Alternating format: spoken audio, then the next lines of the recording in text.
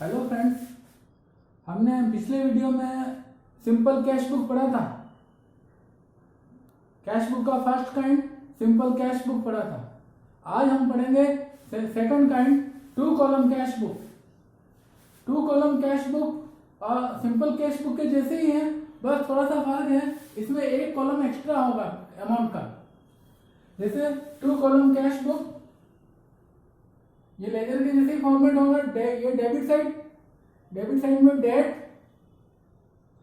Particulars, LF, ये cash का column होगा और ये बैंक का कॉलम होगा। इधर भी वापस डेबिट डेट, पर्टिकुलर्स, LF, एक कॉलम कैश के अमाउंट का होगा, दूसरा बैंक अमाउंट का होगा। तो टू कॉलम कैश बुक में हमने एक कॉलम ज्यादा बढ़ाया है, कैश के अलावा एक कॉलम बैंक का भी रखा, इधर भी और इधर। इसका मतलब ये है कि जिस बिजनेस में ट्रांजैक्शन कैश में भी बराबर होते हैं और बैंक के थ्रू भी बराबर होते हैं, यानी ट्रांजैक्शन कैश और बैंक दोनों में बराबर होते रहते हैं, तो हम कैश ट्रांजैक्शन तो कैश है ही है, और बैंक के थ्रू भी जो ट्रांजैक्शन होता है उसको भी हम कैश ट्रांजैक्शन ही मानते हैं। तो बैंकिंग ट्रांजैक्शन भी हम कैश ट्रांजैक्शन के इक्विवेलेंट मानकर इसको कैश बुक में रिकॉर्ड करते हैं, और वैसे ही रिकॉर्ड करना है जैसे कैश ट्रांजैक्शन रिकॉर्ड किया है। जैसे cash, for example, cash received from Ram 10,000, ये कैश रिसीव हुआ है, तो इधर लिखना है हमारे को टू राम, और कैश कॉलम में लिखेंगे 10,000। और कैश पेमेंट किया, सपोज सैलरी पेड ₹5,000, तो हम पेमेंट साइड में लिखेंगे बाय सैलरीज 5,000। तो कैश में पैसा रिसीव हुआ तो कैश कॉलम में लिखा हमने, और कैश पेमेंट किया तो कैश कॉलम में पेमेंट साइड में लिखा। ये रिसीव साइड, पैसा चाहे कैश आए चाहे चेक आए, यहाँ इधर लिखना है, और पेमेंट कैश के थ्रू करेंगे तो यहाँ, और बैंक के थ्रू करेंगे पेमेंट तो यहाँ लिखना है। For example, wages paid by cheque 6,000। अब ये कैश में पेमेंट हुआ तो यहाँ लिखा। अब ये पेमेंट चेक से हो रहा है, चेक से अर्थात हम पेमेंट करेंगे चेक के थ्रू। जिसको भी वेजेस दी है उसको कैश में दिया और चेक दिया है, वो चेक ले जाएगा और हमारा बैंक से पेमेंट उठाएगा। तो हमारा बैंक में पेमेंट कम हो जाएगा, तो हम यहाँ एंट्री कर सकते हैं बाय वेजेस, और कैश कॉलम में नहीं लिखना है हमारे को बैंक के कॉलम में लिखना है, क्योंकि चेक से पेमेंट बैंक के द्वारा किया जाएगा। तो जो पेमेंट कैश में हो रहा है कैश साइड में लिखना है, जो पेमेंट चेक से हो रहा है वो बैंक में लिखना है। सिमिलरली इधर भी जो पैसा कैश आ रहा है वो कैश लिखना है, और जो चेक के थ्रू आ रहा है वो चेक से लिखना है। जैसे सेल्स ₹3,000 एंड चेक रिसीव्ड, यानी हमने गुड सेल किया और सेल में पैसे की जगह में चेक मिला है, तो चेक को हम बैंक में जमा कराएंगे, फिर लिखेंगे टू सेल्स, और 3,000 हमने बैंक में डिपॉजिट करा दिया तो इसमें लिखना है। तो रूल वही है जो सिंपल कैश बुक में है, कि जो आया है वो इधर लिखना है और पेमेंट किया है वो इधर लिखना है। बस फर्क यही है कि कैश आ रहा है तो कैश कॉलम में लिखना है, और चेक आ रहा है तो बैंक कॉलम में लिखना है, और कैश जा रहा है तो कैश कॉलम में लिखना है क्रेडिट साइड में, और चेक से पेमेंट किया है तो बैंक कॉलम में लिखना है। साइड वही रहेगी, कॉलम अलग अलग हो जाएंगे। तो रूल है टू कॉलम कैश बुक में rule, all receipt in cash और चेक्स डेबिट साइड में रिकॉर्ड करेंगे और ऑल पेमेंट्स बाय कैश और चेक इसको क्रेडिट साइड में रिकॉर्ड करना है। तो कैश बुक में 2 कॉलम कैश बुक में हम कैश और बैंक के दो कॉलम बनाते हैं और सारे रिसिप्ट कैश और चेक की इधर लिखते हैं और पेमेंट सारे इधर लिखते हैं। तो हम इसको डिफाइन कर सकते हैं कि 2 कॉलम कैश बुक कहाँ बनाई जाती है। 2 column cash book it is kept in a business where mostly transactions are done through both cash and bank simultaneously, यानी कैश में भी ट्रांजेक्शन होते हैं साथ साथ में बैंक के थ्रू भी होते रहते हैं। Therefore 2 column is made for cash and bank transaction। तो कैश बुक में हम 2 कॉलम बनाएंगे अमाउंट के, एक कैश का और बैंक का और कैश का बैंक का। तो जिस बिजनेस में ज्यादातर ट्रांजेक्शन कैश में भी होते हैं और चेक के थ्रू भी होते हैं तो हम उसमें 2 कॉलम कैश बुक मेंटेन करते हैं। तो यहाँ 2 अकाउंट साथ में चल रहे हैं, एक कैश अकाउंट चल रहा है, कैश का डेबिट और कैश का क्रेडिट, और बैंक का डेबिट और बैंक का क्रेडिट, यहाँ 2 अकाउंट साथ में चल रहे हैं। अब इसमें हमारा कुछ ट्रांजेक्शन का ध्यान रखना पड़ता है। कैश ट्रांजेक्शन का हमको विशेष ध्यान नहीं रखना पड़ता, कैश आया इधर लिखना है, गया इधर लिखना है। लेकिन चेक के थ्रू अगर पेमेंट मिला है या पेमेंट हमने किया है तो थोड़ा सा ध्यान रखना है। और तो इसमें फर्स्ट पॉइंट आता है, रूल के बाद आता है कॉन्ट्रा एंट्री। ये इस कैश बुक में मेन पॉइंट है, आपको ये पॉइंट ध्यान रखना है। Point to be kept in mind, आपको बराबर ध्यान में रखना है और समझना है। रूल्स आप समझ गए, all receipt in debit side or all payment is recorded in credit side, but now contra entry ये ऐसा ट्रांजेक्शन है जो कैश बुक के दोनों तरफ लिखा जाता है। ऐसा कोई ट्रांजेक्शन जो कैश बुक के दोनों ही तरफ लिखा जाता हो उसको कॉन्ट्रा एंट्री कहते हैं। तो हम डिफाइन कर सकते हैं कॉन्ट्रा एंट्री को कि any transaction which involves both cash and bank, ऐसा कोई ट्रांजेक्शन जिसमें कैश भी आ रहा है एंट्री में और बैंक भी आ रहा है, is recorded in both sides of cash book, debit and credit also, is known as contra entry। यानी ऐसा कोई ट्रांजेक्शन जिसमें एंट्री में कैश और बैंक दोनों ही आ रहा है, डेबिट में कैश आ गया तो क्रेडिट में बैंक आ रहा है और डेबिट में बैंक आ गया तो क्रेडिट में कैश आ रहा है। यानी एक ही एंट्री में बैंक भी आ रहा है और कैश भी आ रहा है, तो उसको हमें कैश और बैंक दोनों अकाउंट में पोस्ट करना होता है, तो दोनों साइड में लिखना पड़ेगा, तो उसको कॉन्ट्रा एंट्री बोलते हैं। अब कॉन्ट्रा एंट्री के लिए 2 ट्रांजेक्शन ऐसे हैं जिसमें कॉन्ट्रा एंट्री की जाती है। फॉर एग्जाम्पल फर्स्ट है इसमें contra entry is made for following 2 transaction. First is cash deposited into bank, हमने बैंक में कैश डिपॉजिट किया। For example cash deposited into bank, ये एग्जाम्पल है, ये ट्रांजेक्शन है ₹8,000। तो इसको दोनों तरफ लिखना है, इधर भी लिखना है इधर भी लिखना है। इसके लिए हम समझ सकते हैं इसको हमें समझने के लिए जर्नल एंट्री देखनी पड़ेगी कि इसकी जर्नल एंट्री क्या होगी, उसी के हिसाब से हमारे को रिकॉर्ड करना है। तो इसकी हम जर्नल एंट्री बनाना चाहें तो क्या एंट्री होगी जर्नल में? Entry cash deposited into bank, bank receiver है, ये bank account debit 8,000। Journal entry कैसे करते हैं, इसी करना है टू कैश अकाउंट। तो जब भी कॉन्ट्रा एंट्री हो, बैंक में कैश डिपॉजिट कराया हो तो कॉन्ट्रा एंट्री होगी। तो उसके लिए हमें लोग कैसे कहाँ रिकॉर्ड करना है, तो हमारे को उसकी एक एंट्री सोच लेनी है, रफ में एंट्री कर लेनी है थी। फिर देखना है, पोस्टिंग वाला रूल लगाना है। ये दो अकाउंट है, कैश और बैंक लेजर अकाउंट चल रहे हैं। तो बैंक डेबिट हुआ है यहाँ पर, तो डेबिट साइड में बैंक में लिखना है, ये डेबिट साइड और ये बैंक अमाउंट लिखना है 8,000। तो बैंक में अमाउंट, बैंक में जमा करा है तो बैंक में अमाउंट आया है, तो रिसिप्ट साइड में लिखना है।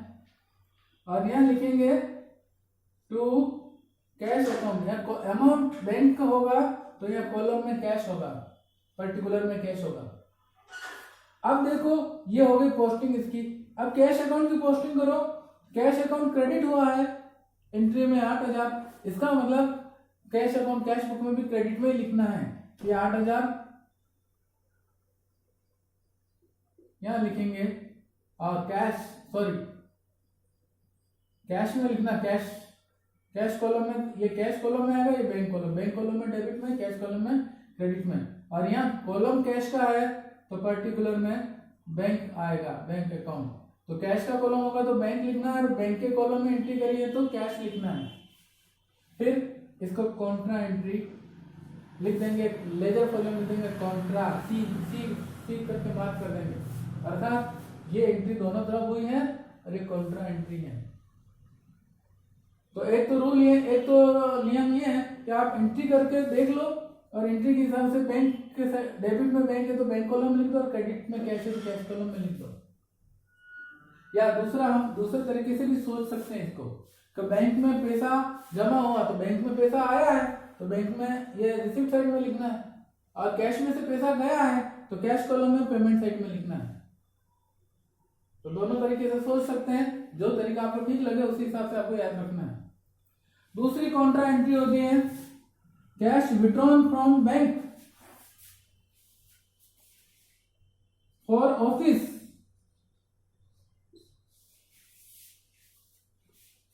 यानी कि बैंक से पैसा निकाला,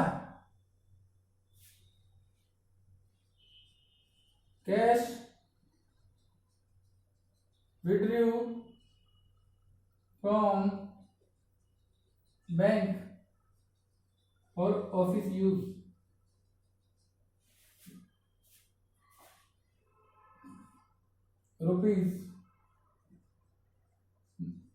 ₹9,000 cash withdrew from bank for office use. यानी कैश ऑफिस से निकल के पैसा, सॉरी बैंक से पैसा निकला है और हमारे ऑफिस के कैश बॉक्स में आया है, तो कैश कॉलम में आया तो इधर लिखना है। और बैंक पेमेंट कहां से हुआ, पैसा हमारे पास आया तो पेमेंट किसने किया, बैंक में, तो बैंक के पेमेंट साइड में लिखना है।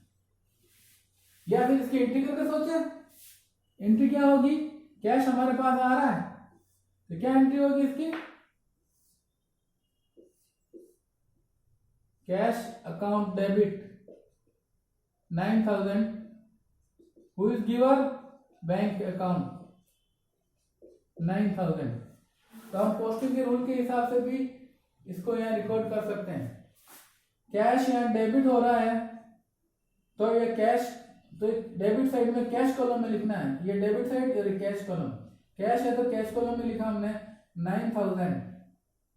तो यहाँ कॉलम कैश का है तो कैश में कहां से आया, बैंक से आया, बैंक अकाउंट। तो कॉलम के उल्टा वाला यहाँ लिखना, कैश है तो बैंक लिखना, बैंक है तो कैश लिखना। इसी तरह बैंक क्रेडिट हुआ है तो यहाँ बैंक के क्रेडिट में लिखना है 9,000, यहाँ लिखेंगे कैश अकाउंट कॉन्ट्रा, और कॉन्ट्रा मार्क कर देंगे यहाँ पे, लेजर कॉलम में कॉन्ट्रा मार्क कर देंगे क्योंकि इसकी आप आगे पोस्टिंग नहीं करनी, यही हो गई। अब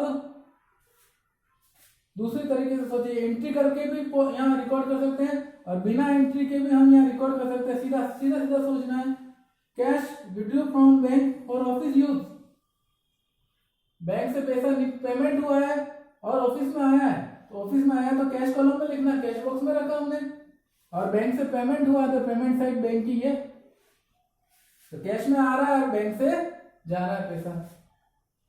तो ये कॉन्ट्रा एंट्री दो तरीके से होती है, कैश डिपॉजिटेड इनटू बैंक और कैश विड्रू फ्रॉम बैंक।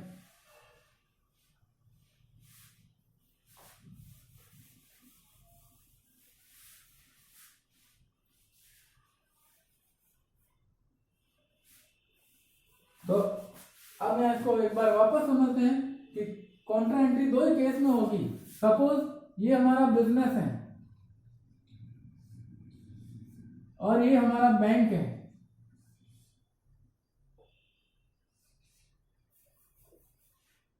ये बैंक है। तो cash withdraw from cash deposited into bank 8,000 रुपए। तो कैश यहां से पेमेंट हुआ, कैश बॉक्स से गया बिजनेस से और बैंक में जमा हुआ है 8,000। यानी पैसा ऑफिस से बैंक में जाए तो कॉन्ट्रा एंट्री, या बैंक से ऑफिस आए तो Contra entry.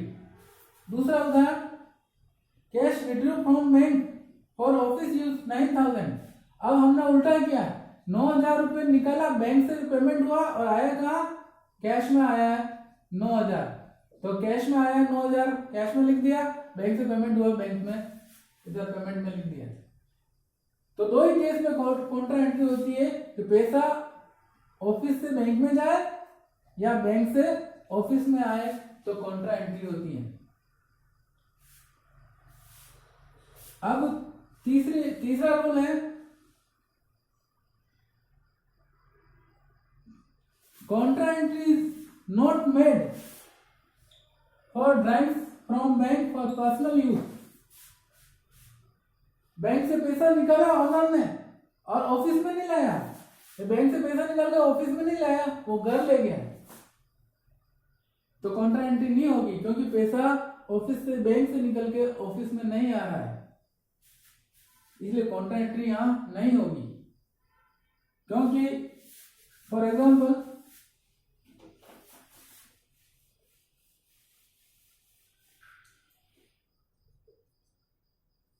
Cash withdraw from bank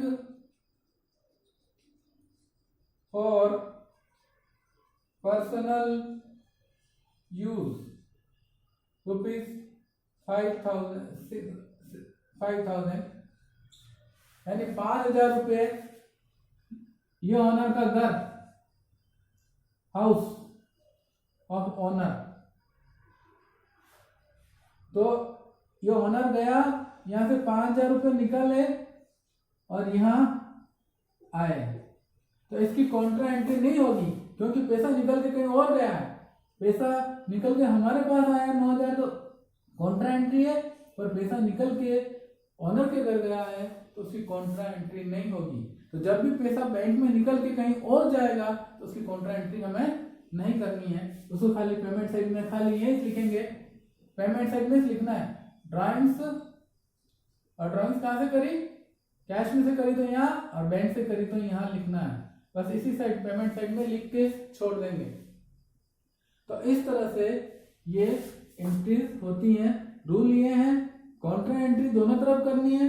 किसके लिए करनी Contra entry, cash deposited into bank, पैसा बैंक में जमा हुआ है तो एंट्री करनी, यहाँ से निकला और यहाँ गया, और कैश विड्रॉ फ्रॉम बैंक, पैसा बैंक से विड्रॉ हुआ तो कॉन्ट्रा एंट्री करनी है।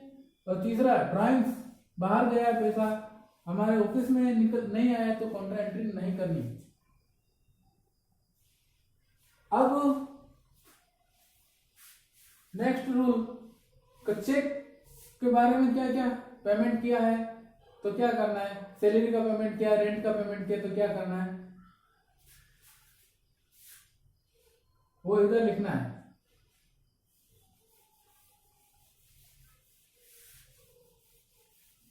तो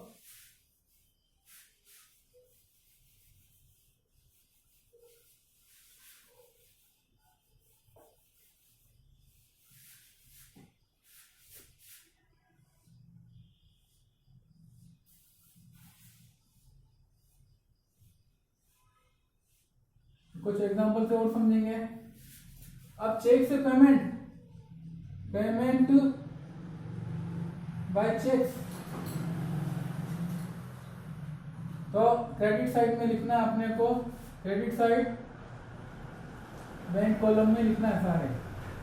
for example salary paid by cheque rupees 3,000, तो यहाँ पेमेंट साइड बाई सैलरी लिखेंगे और ये बैंक में लिख देंगे 3000 paid to Gopal by cheque ₹4000। तो गोपाल को पेमेंट किया है तो गोपाल, और यहाँ 4000 बैंक के चेक से पेमेंट किया तो यहाँ लिख देंगे। तो मैं ये समझाना चाह रहा हूं कि पेमेंट चेक के थ्रू पेमेंट करेंगे तो आपको इस तरह भी लिखना है, बस ज्यादा नहीं सोचना है। चेक से पेमेंट किया लिखो, सैलरी का दिया, बैंक कॉलम में लिख दो। गोपाल को पेमेंट किया, गोपाल का नाम लिखा और बैंक कॉलम में लिख दो। तो चेक के थ्रू पेमेंट सिर्फ क्रेडिट साइड में लिखते हैं, बैंक कॉलम में लिखते हैं, ये रूल है। अब बात करते हैं कि पेमेंट चेक के थ्रू हमें मिलता है, हमें कहीं से पेमेंट में चेक मिला है, कैश मिला है तो यहाँ लिखना है, पर चेक मिला है तो हमें थोड़ा ध्यान रखना पड़ता है, इसको थोड़ा ध्यान से समझना है आपको कि चेक मिलते ही आपको बैंक में नहीं लिखना है। हमें ये दो रूल ध्यान में रखने हैं कि चेक मिला और उसको बैंक में डिपॉजिट किया कि नहीं। तो हम क्या करते हैं, एग्जांपल से समझते हैं।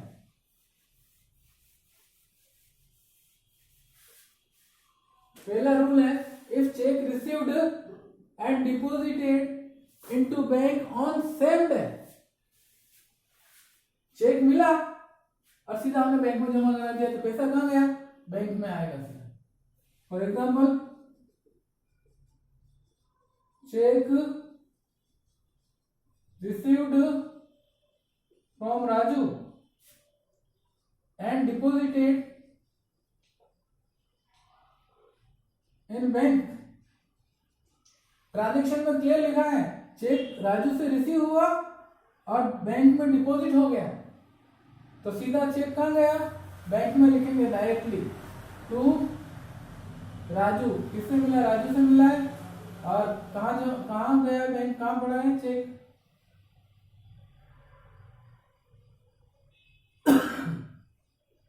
$6000 यहाँ लिख देंगे 6000। दूसरा, तो चेक जिस सेम डे का डिपॉजिट रिसीव हुआ और सेम डे डिपॉजिट हो गया तो आपको डायरेक्ट बैंक में लिखना है। और चेक मिला, आज मिला है और डिपॉजिट कल हुआ है तो अपने को इसको ध्यान रखना है। If cheque received but deposited in bank on next day, cheque मिला आज और जमा हम अगले दिनों में, आने वाले दिनों में कर रहे हैं, तो आपको थोड़ा ध्यान रखना है। क्या ध्यान रखना है, जिस दिन चेक मिला है उस दिन कैश में लिखेंगे क्योंकि उस दिन बैंक में जमा नहीं किया हमने। For example, cheque received from Sahil ₹5000। Sahil से चेक मिला और 5000 का मिला, और फिर अगले दिन में लिखा हुआ है cheque of Sahil deposited into bank.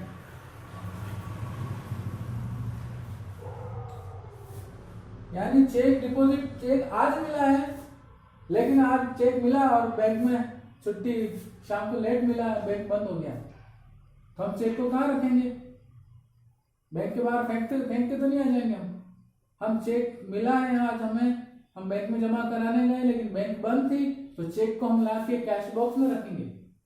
तो चेक बैंक में जमा नहीं हुआ है, आज मिला है, साहिल से मिला है और बैंक में डिपॉजिट नहीं हुआ तो हमने कहाँ रखा, कैश बॉक्स में रखा है।